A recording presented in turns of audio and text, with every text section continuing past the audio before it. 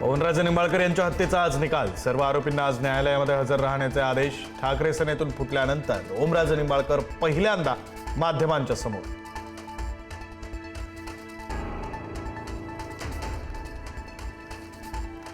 बंडखोर खासदारांचा ऑपरेशन टायगरचा पहिला फोटो समोर। ठाकरेंच्या शिवसेनेतून फुटलेल्या खासदारांचा फोटो समोर।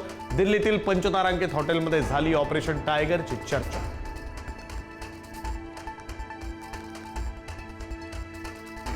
खासदारांच्या फुटीनंतर ठाकरेंचा डॅमेज कंट्रोलचा प्रयत्न। ठाकरेंनी बोलावली फुटलेल्या खासदारांच्या जिल्ह्यातील पदाधिकाऱ्यांची बैठक। धाराशिव लोकसभा मतदारसंघाची आज बैठक।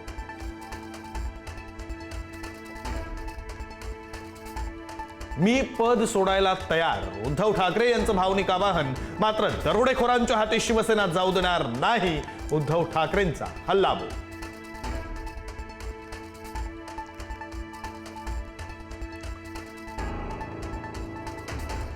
रंगशारदा सभागृहामध्ये मनसेचा मेळावा। मनसे अध्यक्ष राज ठाकरे मेळाव्यासाठी दाखल। थोड्याच वेळात कार्यकर्त्यांना संबोधित करणार।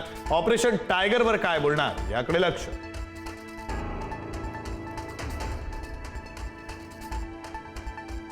केंद्रीय गृहमंत्री अमित शहा कोल्हापुरात। शहांच्या हस्ते विविध विकास कामांचं उद्घाटन। केंद्राकडून अंबाबाई मंदिर परिसराच्या विकासासाठी 1,500 कोटी रुपये मंजूर केल्यानं शहांच्या धन्यवाद सभेचं आयोजन।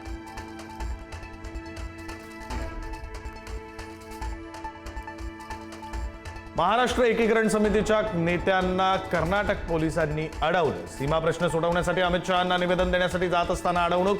हत्तरगी टोल नाक्यावर एकीकरण समितीचा ठिय्या।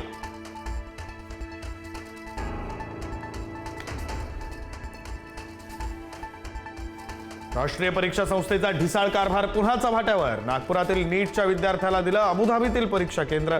परीक्षा एका दिवसावर असताना घडलेल्या प्रकारामुळे विद्यार्थी आणि पालक चिंतित। बेस्ट कर्मचाऱ्यांच्या संपाचा आज दुसरा दिवस। मागण्यांवर तोडगा निघेपर्यंत संप सुरूच ठेवण्याचा निर्धार। ठोस निर्णयाची बेस्ट कृती समितीच्या पदाधिकारी आणि कर्मचाऱ्यांची मागणी। आजही अनेक बेस्ट बस आगारातच उभ्या।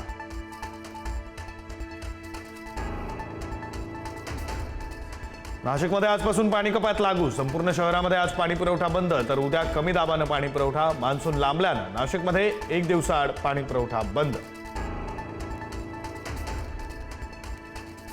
भिवंडीमध्ये शॉर्मा खाऊन विषबाधा झालेल्यांचा आकडा वाढला। 24 तासात बाधितांचा आकडा 94च्या वर। अजूनही महापौर आणि आयुक्तांनी रुग्णांची भेट घेतली नाही।